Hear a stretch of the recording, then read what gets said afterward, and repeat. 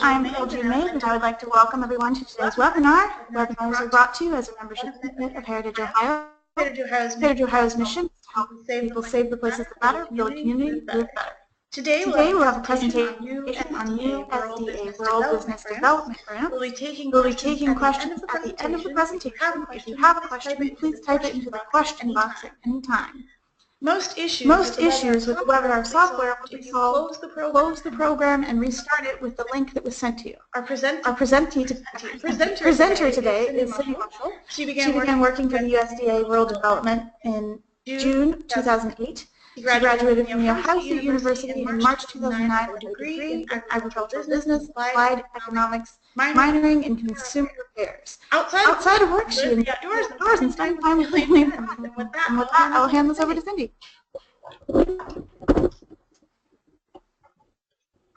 Well, good afternoon, everybody. As Pearl said, my name is Cindy Marshall, and I'm a business program specialist for the USDA Rural Development. We actually have 5 offices in the state of Ohio. We have the state office, which is where I am located in Columbus, and we have 4 area offices in Findlay, Massillon, Hillsborough, and Marietta. The grant that I'm going to be talking about today, the Rural Business Development Grant, is part of our business programs, and we do all business programs out of the state office. The other programs that are run out of the 4 area offices are community programs, waste and water, single-family housing, and multifamily housing. So if you have a housing question, a community programs question, contact one of the area offices that services your county. So to start off with the Rural Business Development Grant, this grant was created in 2015, and it was a combination of 2 grants. It used to be the Rural Business Enterprise Grant and the Rural Business Opportunity Grant, and they combined them for the Rural Business Development Grant. It's a competitive grant, and it's supposed to assist small and emerging businesses in rural areas. The programs are separated into enterprise and opportunity, just like how it used to be an enterprise grant and an opportunity grant. The way that we define small business is having fewer than 50 employees and less than $1 million in gross revenue. The main difference between enterprise and opportunity, because a lot of the eligible purposes interlap, is that the enterprise funds must be used for the benefit of small and emerging business in a rural area, and the opportunity grant must support economic development in a rural area, which the definitions seem very similar, but the end result should be the enterprise needs to assist the small business, and the opportunity needs to develop economic development in a rural area. The definition of the grant can be a little confusing because the end result is to assist small and emerging businesses. That being said, we don't directly give the grant money to the small business owners. We use intermediaries such as towns, communities, nonprofits, institutions of higher education, and then they use that grant money to assist the small business. We also have to make sure that when assisting the small business, it's not a pass-through grant. So if the intermediary wanted to buy a piece of equipment for a small business to use, they would have to charge that small business a fair market value to be able to use it. So I have 2 different slides. The first one is eligible enterprise purposes. The next one will be eligible opportunity purposes. A lot of these can be used for both, but we have to go back to who's being assisted. Is the small business directly being assisted, or is it the community as a whole being assisted? So some examples under enterprise would be technical assistance, construction, machinery equipment, revolving loan funds, adult learning. An example of technical assistance is actually here at Heritage Ohio. They have received grant money in the past under the RBEG, Rural Business Enterprise Grant, when it used to be that, for technical assistance for the retail detail program. Other uses could be rural transportation improvement, development of land, right-of-ways. The nice thing about this grant is as long as the end result is for the purpose, either enterprise or opportunity, it can pretty much fit into the grant. So if you are at the beginning stages and you need money for planning, we can do that. If you're at the end and you need a roadway to get to that industrial park, we can also do that. So there are many, many things that can fit into this grant. And then under opportunity, one thing that I do want to point out are the feasibility studies and business plans, because that is an eligible under enterprise, but if it's for enterprise, it has to be for a specific project. If it's under opportunity, it can be more area-wide or community planning. But it also does technical assistance, business support centers, professional services for training or planning functions. So now I'm going to get a little bit into how to apply for the grant. There are three main things that every single application needs. There's forms, because we are the federal government and we love our forms. There's a toolkit and then a scope of work. Now, depending on your project, if you're applying for a revolving loan fund, you'll have a revolving loan fund plan. If you're doing any type of construction, we'll need a preliminary engineering report. So this slide is a list of all the forms that we need. I know it is really overwhelming, but like I said, we request a lot of forms being the federal government. The next few slides I'm going to kind of go through quickly because it describes each form in detail. I wanted you guys to have that information, but I also don't want to bore you with going through every single form and what its uses are. If you're applying and there's a form that you're confused about, let me know and I'll let you know why you're signing the form. These are just some examples. Equal opportunity agreement. So that would be if you're doing construction to make sure that the employees are undergoing the equal opportunity laws. And then these are just more, and this is like debarment, drug-free workplace, certification for contracts, environmental information, felony information, and so on. This slide is actually really important because there's two things that you need when applying for a grant. First, you need a DUNS number, and then once you have that DUNS number, you need to get a SAM's code, and you need a DUNS number to be able to sign up for SAM. SAM is our Systems for Award Management, and so if you do receive your grant and you request a reimbursement, you have to be in the SAM system for us to be able to give you that money. That being said, to sign up for DUNS and SAM are both completely free. I say that because we've had a few of our applicants and a few of our grantees run into issues with certain entities pretending to be part of SAM and say that because every year your SAM's code expires and you have to renew it.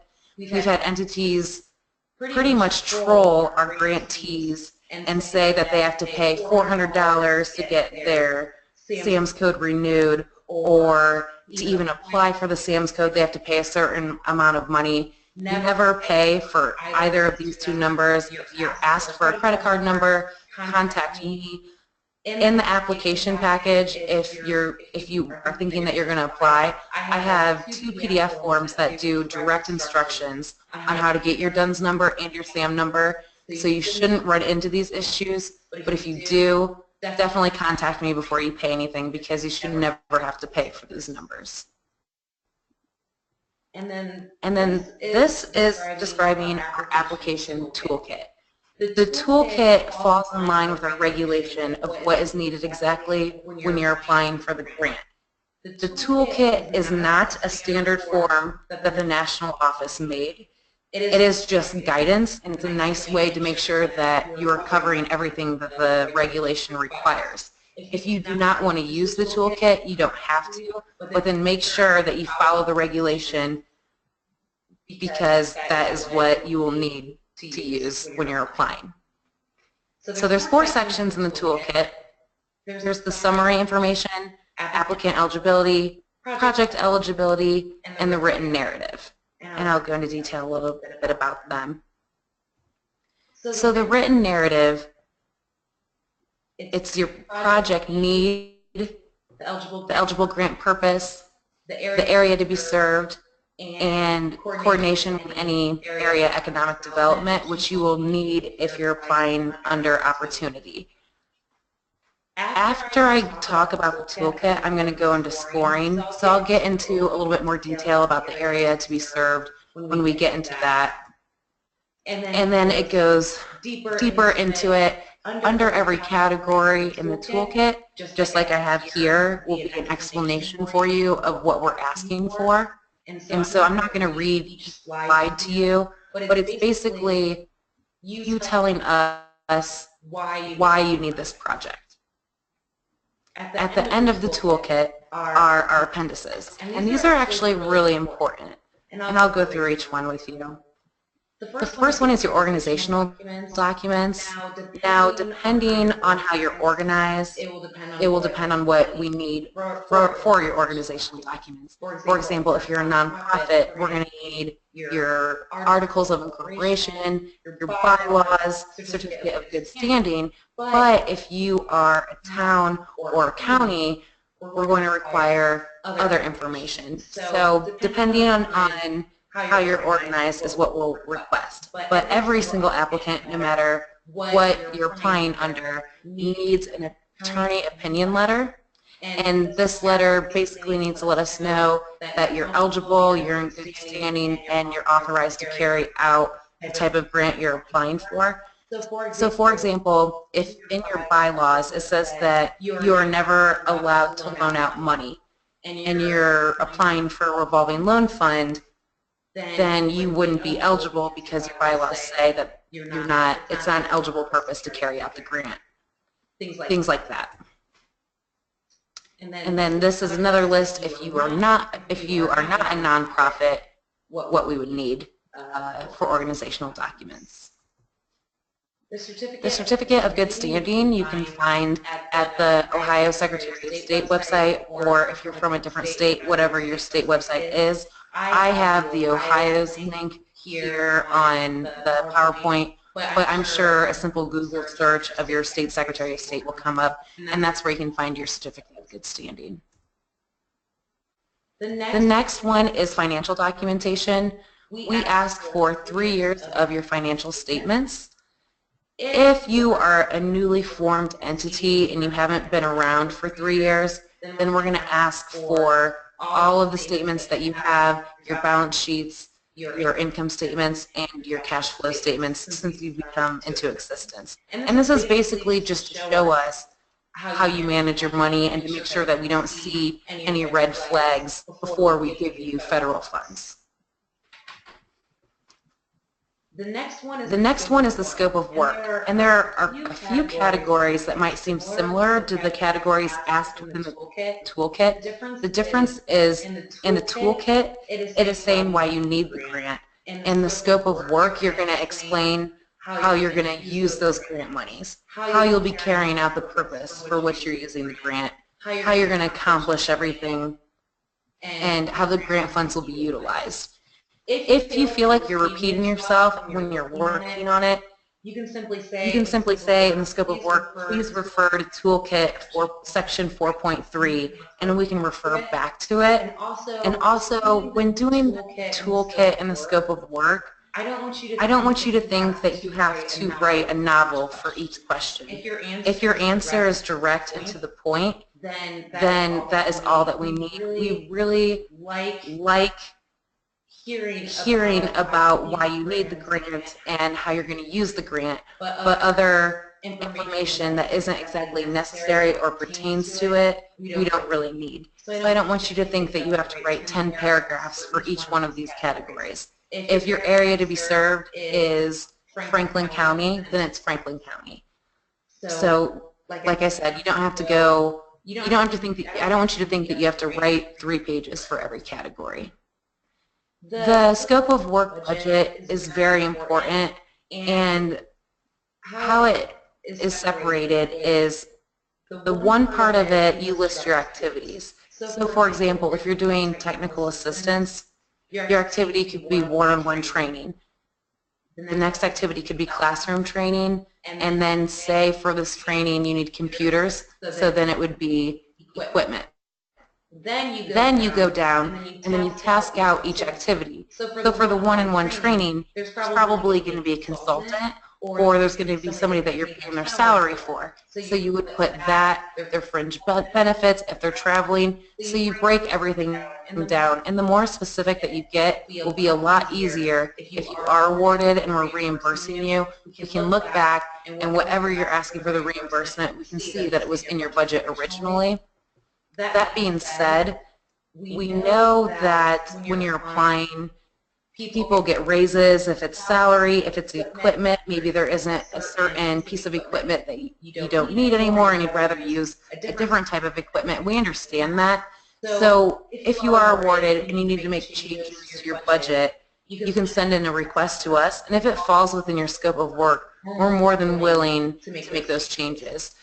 If you applied for a revolving loan fund and all of a sudden want a piece of equipment now, there was no equipment in your original scope of work, that might be a little bit more difficult for us to justify. But if whatever change you're making is within your scope of work, then we have no problems changing that. And then the revolving loan fund plan, this is really important because we actually let the applicant decide their rates and terms for all of their borrowers. So what we have to do is, for all of the initial funds, we have to do an initial review of the loan package before we'll give grant funds for it.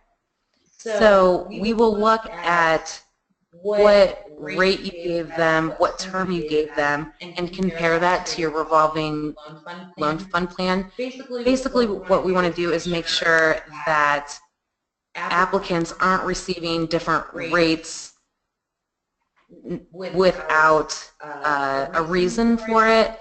So say somebody isn't receiving a really low rate because they know that person really well. They're receiving a really low rate because they're applying for equipment instead of real estate, that kind of thing. So we need this plan to make sure we know why you gave them the rate that you did and why you gave them the term that you did. And then the supplemental funds verification. So with the Rural Business Development Grant, it's actually 100% grant money, and there is no match requirement.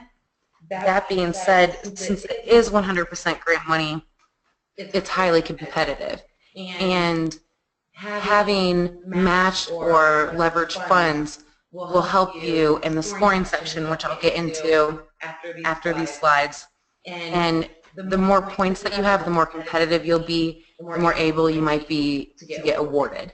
And so if you do have any type of matched funds, we need verification of it. If it is in kind, we need to know how much that person is being paid at what rate.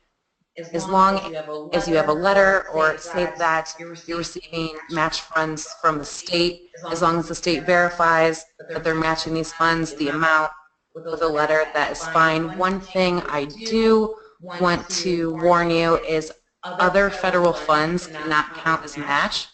We're not saying that your project shouldn't use other federal funds. We definitely believe in layering up funds and getting as much as you can for your project, but unfortunately we just cannot count it for scoring purposes. That doesn't mean that your project's going to be eligible. We just use it to score.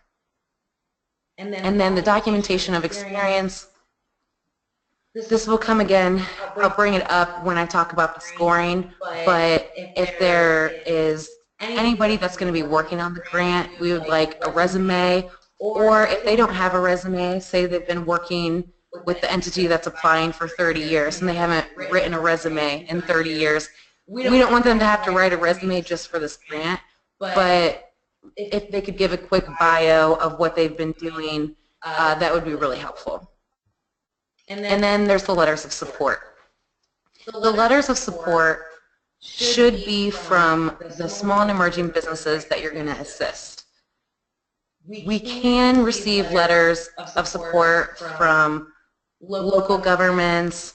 We can receive them from the senators, from representatives, and those are really good for discretionary points, which I'll talk about in the scoring section. But unfortunately, they won't get you any points for the letters of support section in the scoring. So they need to be from small businesses. They need to provide information of how many jobs will be created or saved, and they need to confirm that they're small. And I'll get into it when we talk about the scoring. So the project scoring is basically our system of how we award the projects. So we start with whoever scores the highest and then make our way down the list of who's awarded. Last year, about half of our applicants were awarded.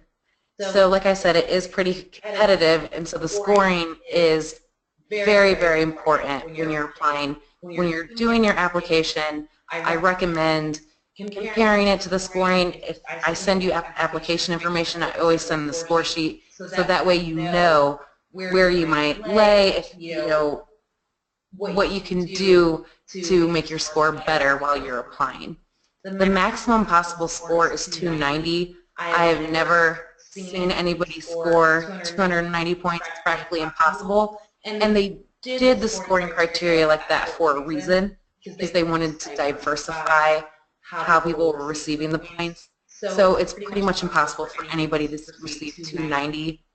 If you are self-scoring yourself and you're around 130 or 150, you're going to be really competitive.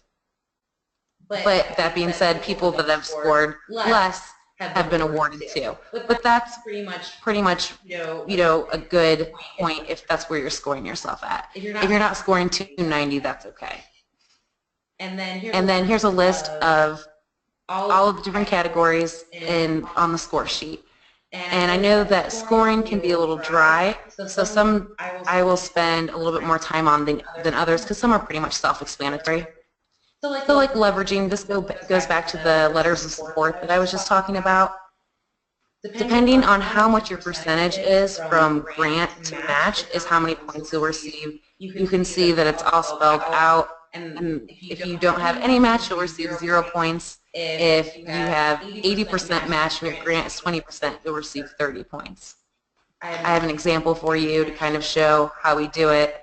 It's a pretty simple example, but this person, they're using 50% grant, 50% match, they would receive 10 points. Economic distress. So this is actually part of the scoring criteria from the old Opportunity Grant. It used to not be in the Enterprise Grant scoring, and this is one of those that they added to try to diversify the applicants' scores a little bit, because a lot of the applicants were scoring the same score over and over again, so they added this category. Now, within the economic distress, there's 4 categories: trauma, economic distress, long-term poverty, and population decline. These are very, very specific categories, and a lot of people won't qualify for them. When I get into each category, you'll see why. But if you think that your area has had economic distress, has had long-term poverty, and it doesn't quite fit into the scoring, this actual scoring criteria, write it up in your application, talk about it in your application, because the state director gets 50 discretionary points, and if you're describing, we weren't federally recognized for this, but this did happen, if our state director sees that, he or she might be able to award discretionary points for that. So to qualify for trauma, you have to be registered under the Federal Emergency Management Agency, or also known as FEMA. I have the website down here, and you have to be registered within the past 3 years. On the website, you can look up by year what has been federally designated, and you can also look it up by state. I apologize, I thought that I had the state there, but this is just the years.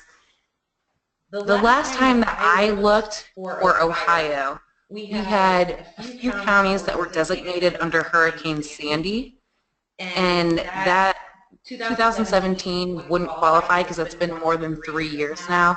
I haven't looked at the newest map, but I'm not sure what counties qualify or if they've been recognized since I last looked at it last year.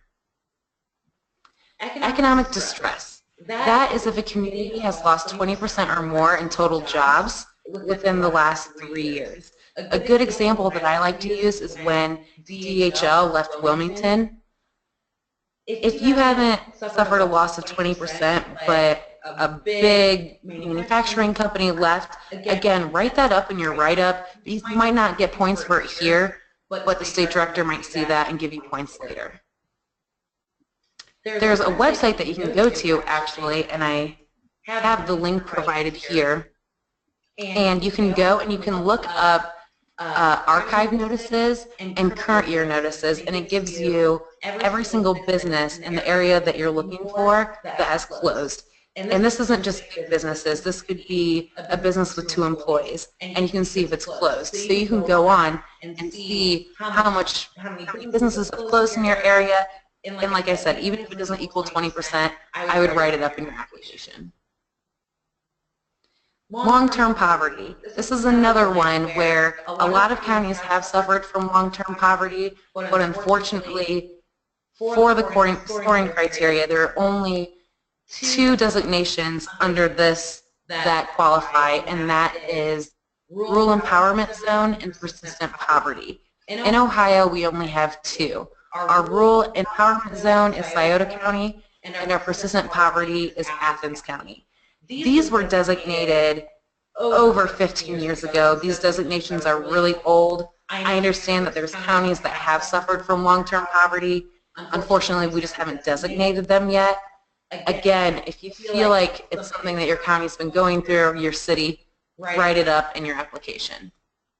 And then there's population decline. If you say you have 100 people in your community in 1990, it goes up to 103 in 2000 and then to 95 in 2010. Even though there was that little jump in 2000, we'll still count it as decline because you have less people in 2010 as you did in 1990. It was confusing with this because this was a new one that came out with the new scoring criteria for the Rural Business Development Grant, and we actually received written confirmation from the national office that if it's below 2010 than it was in 1990, you'll receive the points, even if there was a spike in 2000. And you can find the information on the Census Bureau website, and we are using 2010 population data, which I know is getting a little bit older now because it's 2017, but per our regulations, that's what we have to use. Because I know they've done population averages for the last 5 years, 3 years, but we have to use 2010 data. And then population. Now this one can be a little tricky because the areas that we serve have to be 50,000 people or less. But say that in your county, you're doing the entire county as your service area. Now, an entire county is going to have more than 50,000 people, may have less. But what we're looking at is the population that's going to be served.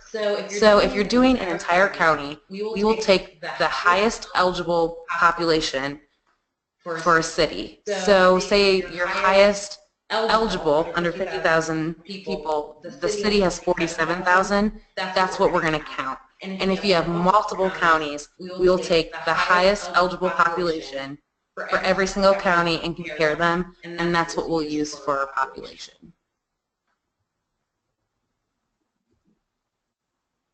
Unemployment. This is an older map that I have. We will use the most recent map at the application deadline, and so we will use the same unemployment rate across all applications. So say there's somebody that has an application turned in already, and the unemployment rate that changes, and then it's the deadline. We will use the same one for every single application, whether it was in early or not. When we're going over them, it's going to be the same application map, our unemployment map. Now, again, if you have a larger service area instead of one city, one county, there is a formula that was created to see what unemployment is for a larger service area and also median household income. We have input that formula into an Excel spreadsheet. So what you can do is you can list out the county or the city, and you'll put the population, median household income, and the unemployment rate, and then through the algorithm, it will push out what the median household income is and what the unemployment rate is. And I'm more than willing to give that to anybody if they're not exactly sure what their service area is, and they can play around with their numbers a little bit. It's a very helpful tool that's actually the same spreadsheet I'll use when I'm scoring them. So median household income. Two of the things that we use to compare is the Ohio median household income, which is $45,000. Again, this is an older number. There are newer numbers out there, but we have to use the 2010 rate.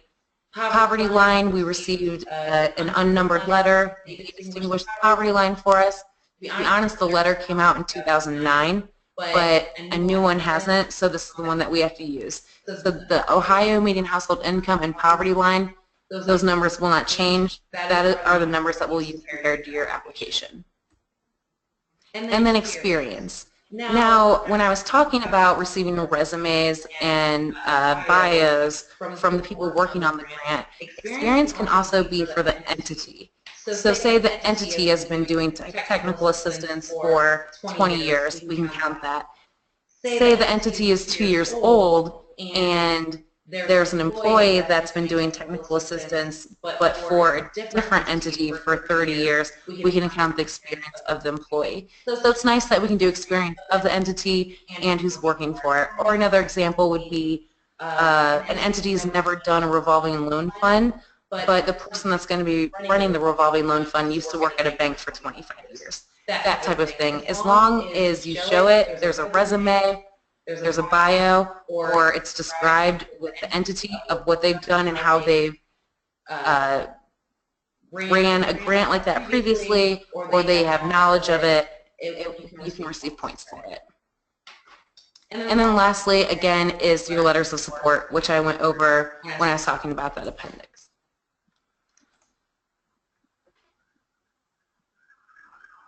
Oh, and then, sorry, this is just information that you can put in the letter. We don't want the same letter after, like one after the other, that's just copied, you put a different person's name on in the signature.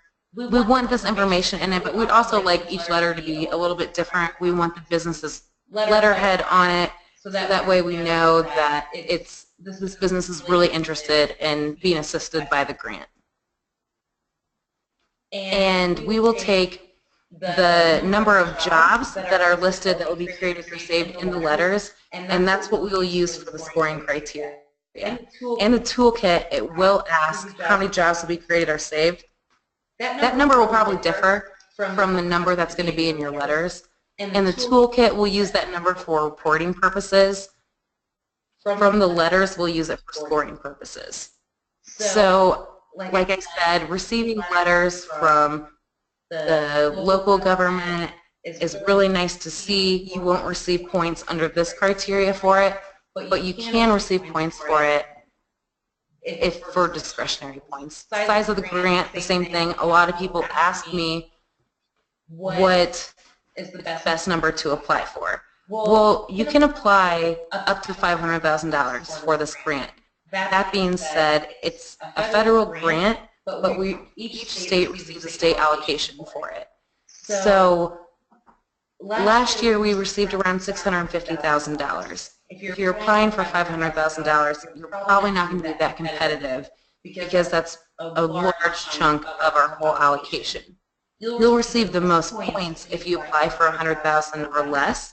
So in the scoring criteria, you cannot change your population decline. You can't change your median household income of your area or your unemployment rate. A few things that you can change is your matched funds and the amount that you're requesting. So if you are self-scoring and see that you haven't really scored the best in a lot of the categories, then I would recommend going $100,000 or less just because you'll receive the most points. That being said, we have awarded a lot of grantees that have applied for more than 100,000. So that isn't the standard. That is just the way that you'll receive the most points in this category. And then there's indirect cost provision. If you have an indirect cost rate, you're not going to receive points for it. It's 5 points. I give an example. If electricity is being provided for an incubator, a kitchen incubator, it would be considered direct cost of the grant, not indirect. If other areas of the building, say the kitchen is housed in a larger building where there's a lot of other offices, if the other offices we're getting charged for electricity, then that would be indirect. And lastly, I have mentioned this quite a few times throughout the presentation, are the discretionary points, and these are the points that the state director can put on a grant. It's up to 50 points. Now, the way that the discretionary points are given are the geographic distribution of funds, meets the Secretary of Agriculture's initiatives, and meets the state strategic goals. Now, this year is a little bit different just because of the transition that we are going through, that we have not received any initiatives from the Secretary of Agriculture, and we haven't received any state goals. What we are doing is we are going to go off of the initiatives that we've been provided from last year until we hear differently. So unless something comes out here within the next month, we're still going to go under the initiatives that we used last year. Also, right now we have an acting state director, and we're not quite sure when we're going to get awarded a new state director, and so she might be the one giving discretionary points, or there might be somebody new. Unfortunately, this is all information that's above my pay scale, and I don't know when we're going to get a new state director and what their goals or priorities will be. I know that if it's still our acting state director, she's going to go off of the initiatives that we have gone off in the past. If at application time we do have a state director, it's going to be different. So unfortunately, I can't advise you on what the new state director would give discretionary points for, but I can if it's still our acting state director. Something also to be aware of, that if you have received a grant for the same purpose in the past, you won't be able to use discretionary points. It's only for initial grants. So say that you were awarded technical assistance for the Rural Business Enterprise Grant, and you're asking for technical assistance for the same type of technical assistance for the Rural Business Development Grant, you won't receive it. But say you've received a revolving loan fund through the Rural Business Enterprise Grant, and now you want to apply for technical assistance, then it would be an initial. So it's basically initial grant purpose more than if you've received a grant with us in the past. Now, quickly, I'm just going to talk about two smaller programs that we have that actually are the same type of applicants for the Rural Business Development Grant. These two grants, you are for revolving loan funds, and it's more that you start with the Rural Business Development Grant and then you graduate to these two, because the next two programs that I'm going to speak of are direct loans from us. So the first one is the Intermediary Relending Program, and so it's a direct loan to the intermediary, and we provide them money to establish a revolving loan fund. Like I said, the same type of entities are eligible, and if rural community, 50,000 people or less, and eligible projects, pretty much you can do anything except for some reason we cannot do golf courses, and then obviously illegal activities or gambling. The nice thing about this program is it's a 30-year term, only at 1% fixed interest, and the first 3 years are interest only, and the reason for that is we want you to establish your portfolio, because we allow you, for any interest that you make off of the loans, you can use for administration costs. And so we want to give you time to build up your portfolio, to make money off of your portfolio, to start paying us back. Now this isn't for everybody, but the loan terms can go up to $2 million, And so if you already have a large portfolio that you're running a revolving loan fund for, you can actually make a lot of money off of the intermediary lending program, even though it is a direct loan. Like I said, up to $2 million for first-time financing. After that, you can request up to $1 million. We haven't had anybody request $2 million. A lot of our intermediary lending program requests are around $500,000. And then lastly, I'm going to talk about the Rural Micro Entrepreneur Assistance Program. And this is kind of a combination of the intermediary lending program and the Rural Business Development Grant. So say that you're interested in doing a revolving loan fund, but you want to do a revolving loan fund and technical assistance. This is a combination of both.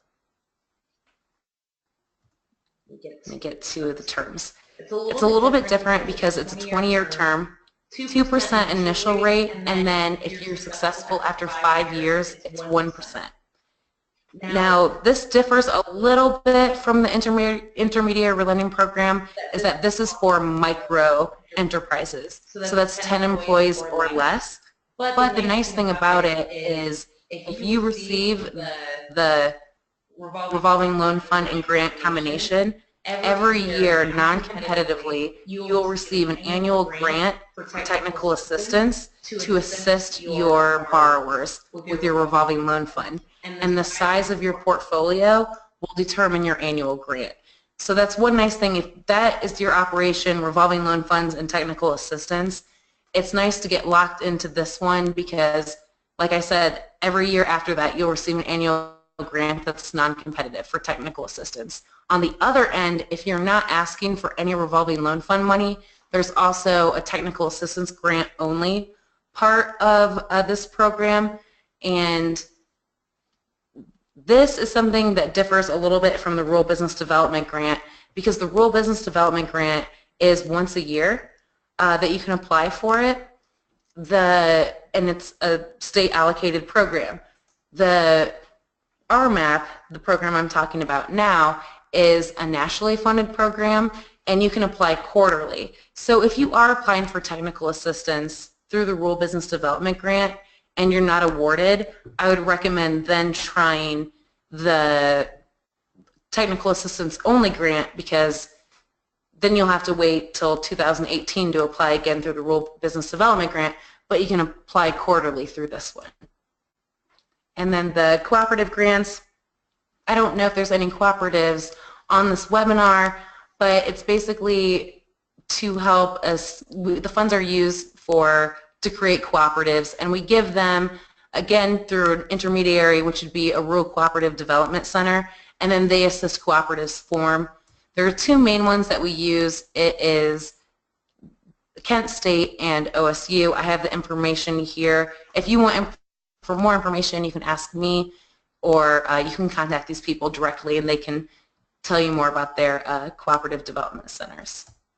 And then lastly are the contacts.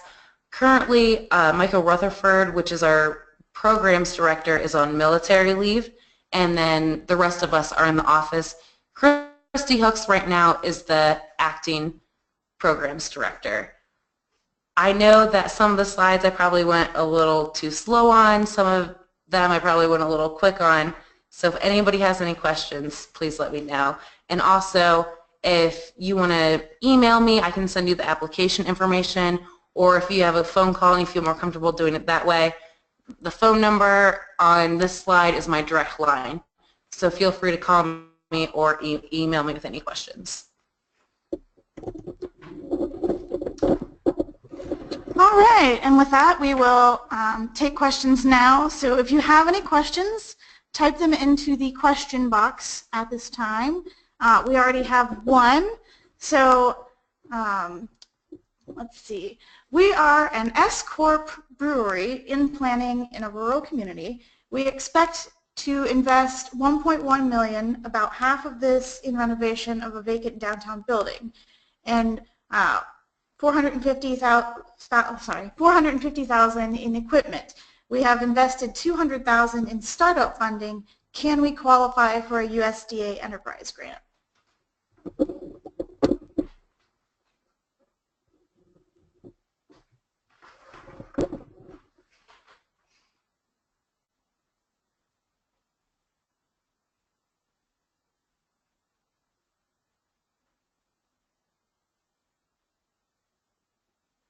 Sorry, I'm just rereading the question.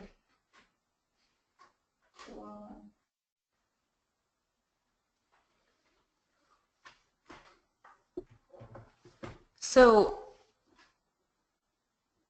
as an S corporation, I guess I'm not sure if you'd qualify. Is an S corporation nonprofit? I'm not sure. Don, who asked the question, could you clarify a little bit? And anyone else, if you have questions, please do ask them now. So Don, while we're waiting for you to clarify a bit, we have one more question. Is this something our nonprofit could use to purchase and renovate a historic building that we would operate our office out of and rent the remaining space out? So it would definitely qualify. We would not be able to use the grant funds for where your offices were actually going to be, but we could help with the rented space. Also, something to be aware of is when it comes to historical buildings, we'll have to do an environmental. If you are just doing renovation on the inside, we'll have to see if it's in a historic district. We'll have to get with the Historic Society, the State Historical Society, and your local Historical Society, which isn't that big of a deal, but it's something that if you are going to apply, that I recommend you asking them first, because sometimes even if it's interior renovations, there are certain things that they want kept within the building. So I would do that as a preliminary before you apply. We'll definitely run it again, but then it'll be something good to look at when we're looking at the application. All right, so Don has clarified an S Corp is for-profit. Okay, so not a not-for-profit. And Joyce was also asking, so an S Corp is a not-for-profit, but maybe could a city apply on behalf of an S Corp? Yes, a city could apply on behalf of an S Corp, a for-profit, but that goes back to at the beginning of the presentation when I said you have to be careful of making sure it's not a pass-through grant. So any type of renovation, equipment, anything that was done would still have to be under the city's name. And if it's for the building, the city would have to lease it then to that for-profit or that S Corp. All right, and then a follow-up to the purchase and renovate a historic building question. It is in a historic district, but the building itself is not on the registry. So does that make a difference? It does make a difference, especially what you're going to be doing to the building, but it's always a good thing to contact the Historic Society to see what they feel about it. And since we're using federal funds on it, we'll have to anyways. And sometimes I feel like it's nice to ask them ahead of time because we've noticed that sometimes when it comes to historical things, if they're unaware of anything that's going on, it can be kind of a hassle. So just make sure that they're aware, and they might not have any issue with it. And a lot of the local historic societies are so happy that the building's going to be renovated that it's not going to be an issue. It's just something that we ask that you do before you apply. All right. When will the grant funds be awarded, and how long do we have to use them?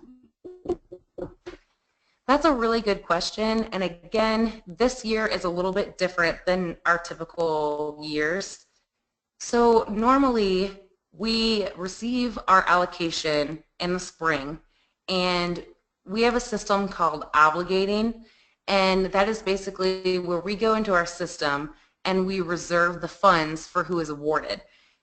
Our obligation date last year was July 29th, which means we have to have all of our awards obligated by that date.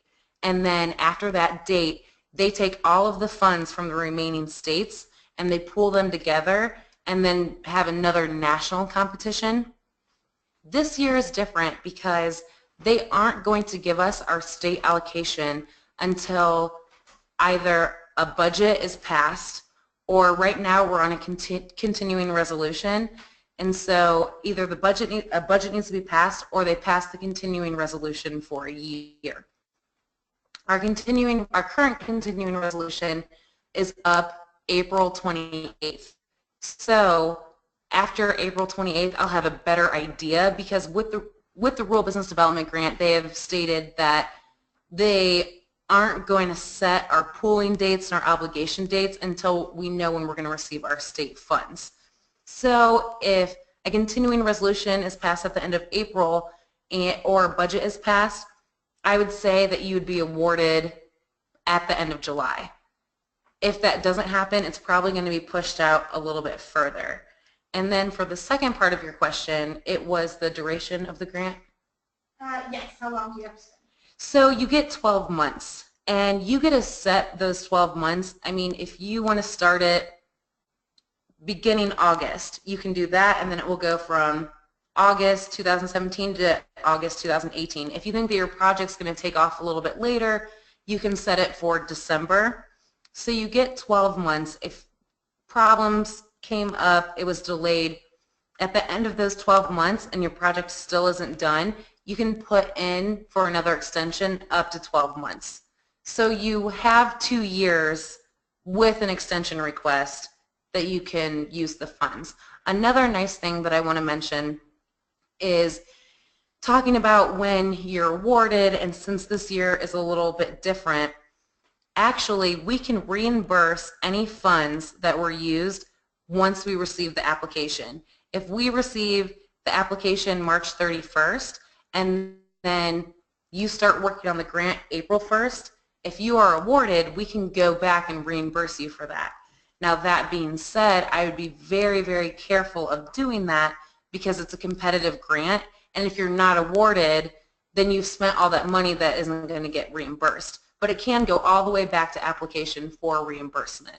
And then how you can receive your reimbursement is we obligate it, then we send you your grant agreement, and once the grant agreement is signed, then we can start reimbursing you. I know that seems a little tricky, but we can reimburse all the way up to the application date. We can't start giving you your reimbursement until we have a grant agreement in place. All right, and then once again, for the unemployment rates, are we to use the January 2016 rates or the January 2017 rates, as they are very different, 6% versus 4.6%? Well, actually, there's usually an unemployment map that comes out in March. If there isn't, because the deadline for this grant is March 31st, if there isn't, we'll use the January 2017, because that would be the most recent. But usually there's a March 31st one that comes out. So it'll either be the January one, or if a March one comes out. I'm sorry that the one on the slide is a little bit older, the one's from 2016, but we'll use the most recent unemployment rate map that's come out. All right, and then this one is quite a long one, so prepare your ears. Who is eligible? Once again, we are a small city, just over 25,000 persons, but under 26,000. We run a small revolving loan fund for our small businesses, building owners in the downtown. We've had significant disinvestment over the years. Could we in any way apply for the revolving loan funds, say, to match our state CDBG funds? And is state CDBG fund, considered federal or local to RD? I'm glad that you brought that up, because CBDG is originally a federal funded program, but it loses its federal designation once it's given to the state, because the state is the one that allocates it, which sounds funny because it's kind of how this program works, but the simple answer is we consider it state funding, and so you would be able to use it as match. In regards to using it as match for other programs, is that what it states? I think so. It just says, can we apply for the RLF, say, to match our state CDBG funds? So I don't know what their regulations are, if you could use our program as match for them, but you could use their program as match for ours, if that's what you're asking. Okay. And then how detailed do we need to be on the terms our organization sets on granting revolving loan funds to property owners? So if you're applying for a revolving loan fund, I actually have a revolving loan fund template that can help you through it. Like I said, you don't have to say exactly it's going to be a 3% rate for equipment, it's going to be a 4% rate for real estate, but you could say in your plan that the rates will be different and then state why they will be different. So you don't have to give us the exact rate, because I don't know what you guys are using your rates, if you're using Farmers Mac, LIBOR, whatever you're using for your rate. It doesn't have to be that specific, but let us know why there's going to be a difference in the rates between purposes. All right, that looks to be all the questions. If you have a question, type it quickly. I did want to address a couple questions about the slides.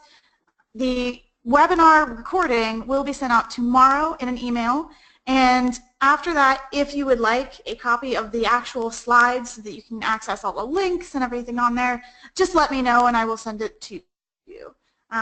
We have one more question. Back to eligibility. Is there ever a time when just over 25,000 per population city could apply for any RD funds?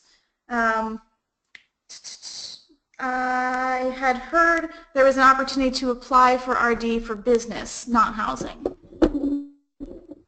So for all of business programs, our population is 50,000 or less. 25,000 or less, you'll receive points in the scoring criteria, but you're eligible up to 50,000. Now, our housing programs and our community programs, their population limits are a lot less. I know that for community programs, it also is determined with their census tract and median household income. I don't know the exact specifications of their population limitations, but if you contact one of the area offices on that first slide or the second slide that I provided, they can give you all the information you need on our community programs and housing programs. All right, well, that looks like it. I just want to thank everybody for attending the webinar today, and thanks Cindy for her presentation. For our calendar of upcoming events, including future webinars, you can visit us at heritageohio.org. And with that, everyone, have a great day.